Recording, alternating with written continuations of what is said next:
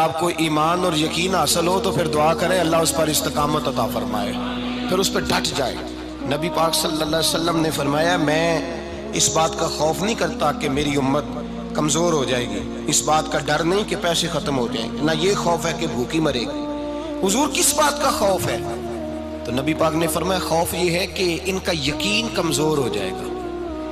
یاد رکھیں اگر اعتبار نہ ہو تو گھر نہیں چلتا، تو اگر اللہ رسول پر یقین کامل نہ ہو تو پھر بندہ مسجد نہیں آ سکتا، پھر اس کا دین نہیں چلتا، پھر اس کے لیے مشکل ہے نماز، پھر اس کے لیے مشکل ہے راہ خدا میں خرچ کرنا۔ میرے نبی پاک نے فرمایا یوں نہ کہا کر کہ یا اللہ چاہے تو دے چاہے تو نہ دے، جب مالک سے مانگ تو کہا کر یا اللہ تجھی سے مانگنا ہے، میں لے کے اٹھوں گا، تو مجھے دے گا۔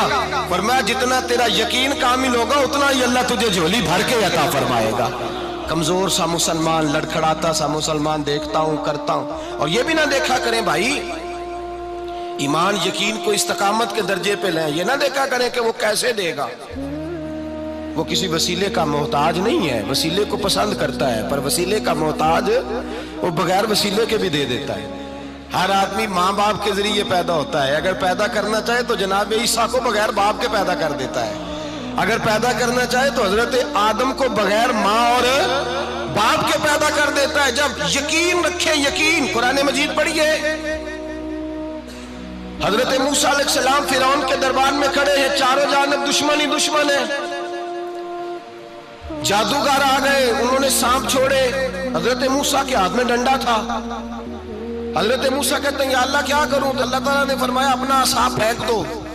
کہنا چاہیے تھا نا کہ یا اللہ ایک ہی تو شے ہے، اتنے سانپ ہے، بچانے کے لیے ڈنڈا ہے وہ پھینک دوں؟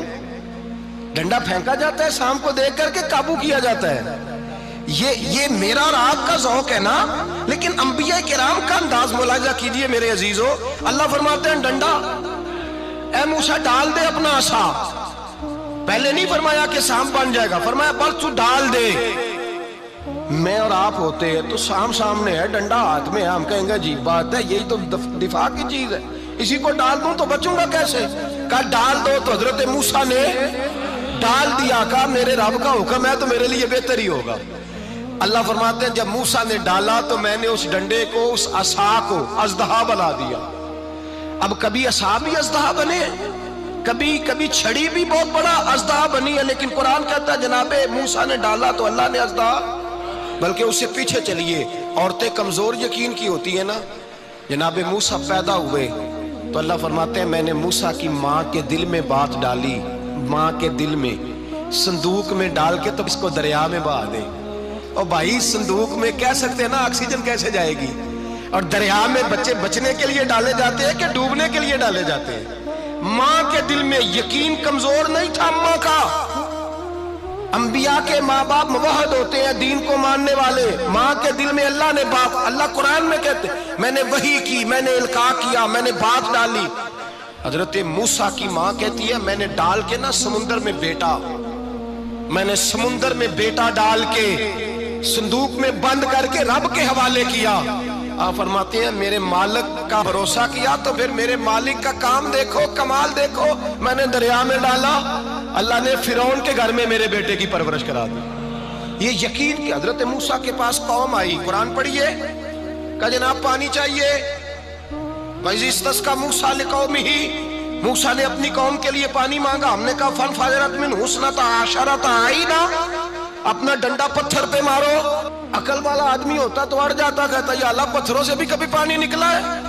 اضرب بعصاک الحجر، مارو پتھر پہ ڈنڈا۔ اللہ کے نبی نے منٹ نہیں لگایا، ٹھا کر کے ڈنڈا لگایا، فَانْفَجَرَتْ مِنْهُ اثْنَتَا عَشَرَةَ عَيْنًا۔ اللہ فرماتے ہیں جناب موسیٰ نے ایک عصا مارا، میں نے 12 چشمے جاری کر دیے۔ تو لے تو اللہ کرتا ہے، اللہ کہتا ہے پڑھ نماز روزی دوں گا، کہتا ہے سوچتا ہوں۔ اللہ فرماتا ہے آجا مسجد میں تیرا ہو جاؤں گا، کہتا ہے دیکھتا ہوں۔ رب فرماتا ہے تو میرے محبوب کی غلامی کر، میں تجھے محبوب بنا لوں گا۔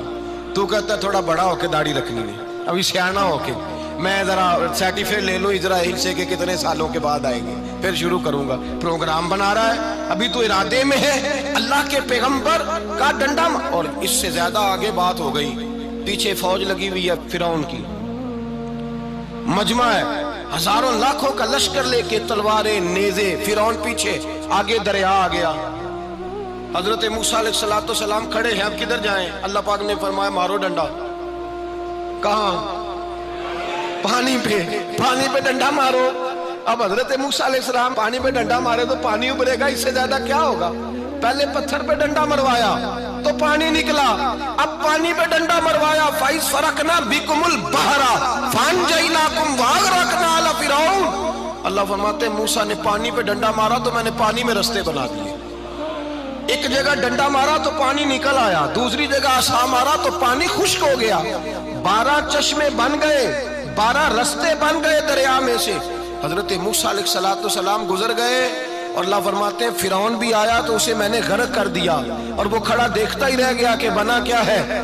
جب یقین کامل نصیب ہوتا ہے، اعتماد کی دولت اللہ دیتا ہے، جب انسان کو یہ انشراح صدر ہو جاتا ہے کہ میری نجات خدا کے حکم میں ہے اور رسول اللہ کے قدموں میں ہے، جب اسے یہ انشراح حاصل ہوتا ہے تو پھر نماز کا لطف آتا ہے۔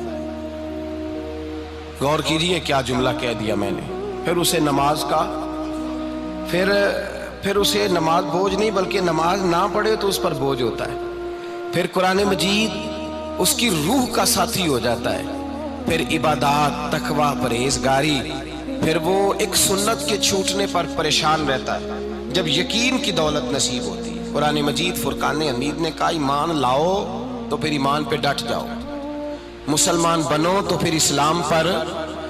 پھر یہ جو کمزوری ہے نا، یہ دیکھتے ہیں، کرتے ہیں، چلتے ہیں، ابھی کل ابھی پرسوں بہانے ہیلے، ابھی میں نماز شروع کرتا ہوں دیکھتا ہوں لا الہ الا اللہ محمد الرسول اللہ صلی اللہ علیہ، جب کسی نے کلمہ پڑھا تو اس پر پورا دین ضروری ہے، پورا۔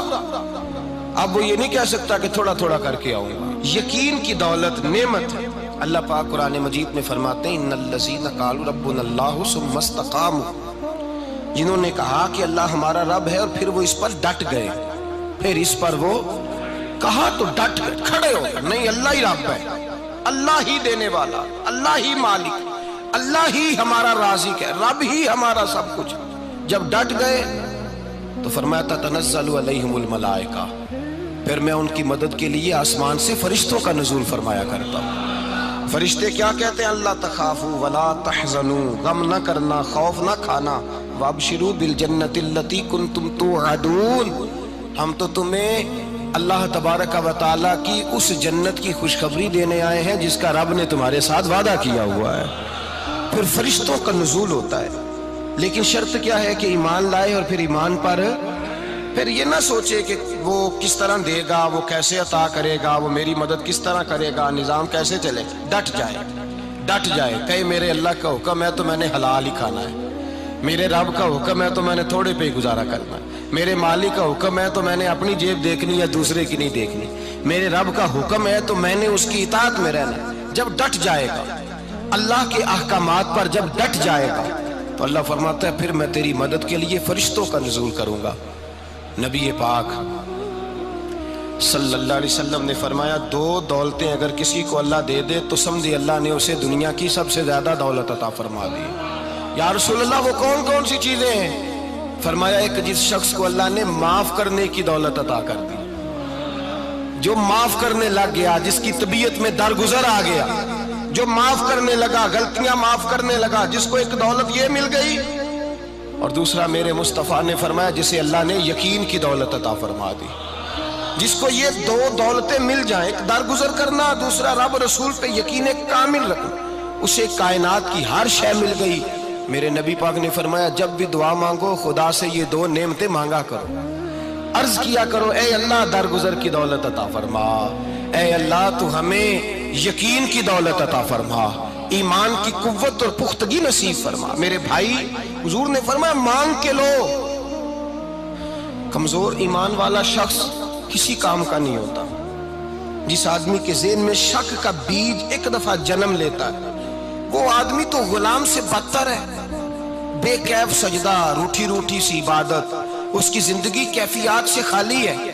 جس شخص کو پتہ چل جائے نا لوگ میرے مخالف ہیں، اس کا تو سجن رہتا ہی کوئی نہیں۔ اصل بات یہ ہوتی ہے کہ یہاں سوچ بیٹھا ہے کہ دنیا میرے خلاف ہے، یہاں مخالفت یہاں بیٹھ گئی ہے، دو بندے باتیں کر رہے ہیں تو پریشان ہے، میرے خلاف ہی لگے ہوئے ہیں، میری ہی بات ہو رہی ہے، کیونکہ اصل تکلیف کہاں ہے؟ اور اگر یہاں یقین کامل ہو گیا نا کہ سارے مجھ سے پیار ہی کرتے ہیں، تو پھر دو بندوں کو بات کرتا دیکھیں گے تو یہی سوچے گا میری تعریفیں کر رہے ہیں۔